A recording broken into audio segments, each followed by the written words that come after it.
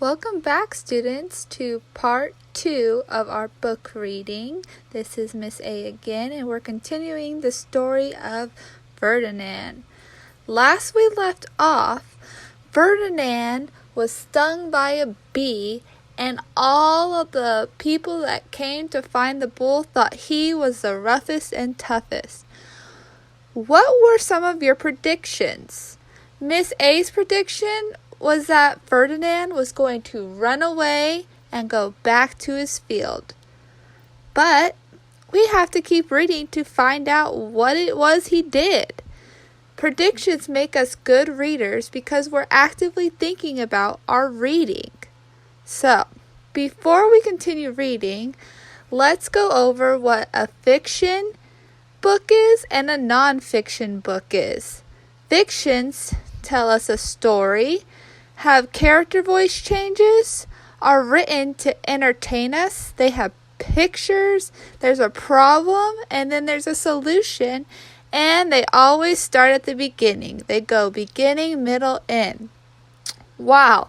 Non-fiction gives us facts, reads in the same voice, they tell us something, they inform us, they have photographs and pictures as well.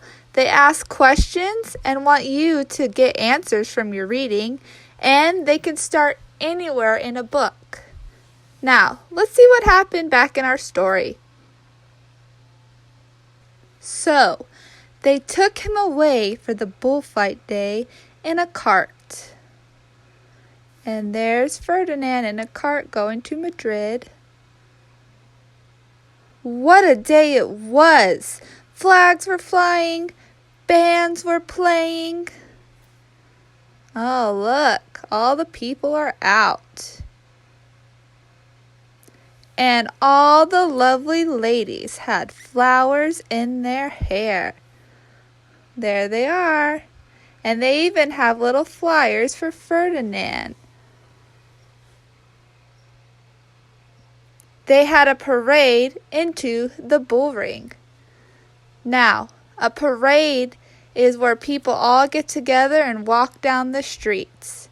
There's music and flags and dancing. Think of like Fiesta in San Antonio. First came the banderillos with their long, sharp pins with ribbons on them to stick in the bull and make him mad.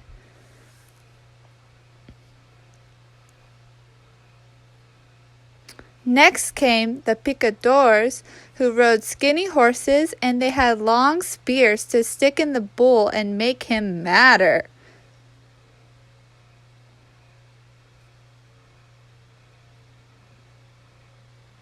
Then came the matador, the proudest of all. He thought he was very handsome and bowed to the ladies.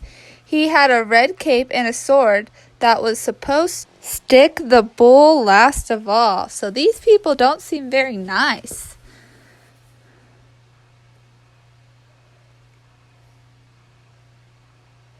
Then came the bull, and you know who that was, don't you? Ferdinand.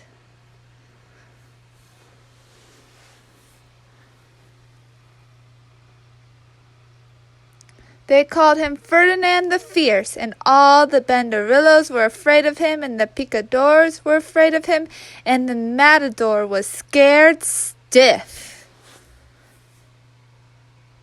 Would you be afraid if you heard a name like that? Ferdinand ran to the middle of the ring, and everyone shouted and clapped because they thought he was going to fight fiercely and butt and snort and stick his horns around. But not Ferdinand. When he got to the middle of the ring, he saw the flowers in all the lovely ladies' hair, and he just sat down quietly and smelled.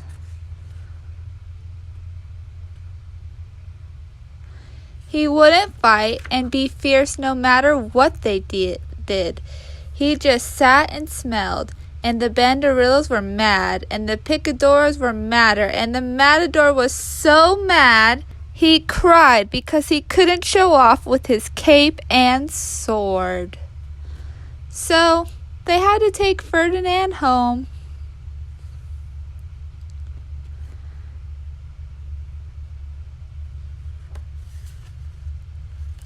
And for all I know, he is sitting there still under his favorite cork tree, smelling the flowers, just quietly. He is very happy. The end. Now, think about our story.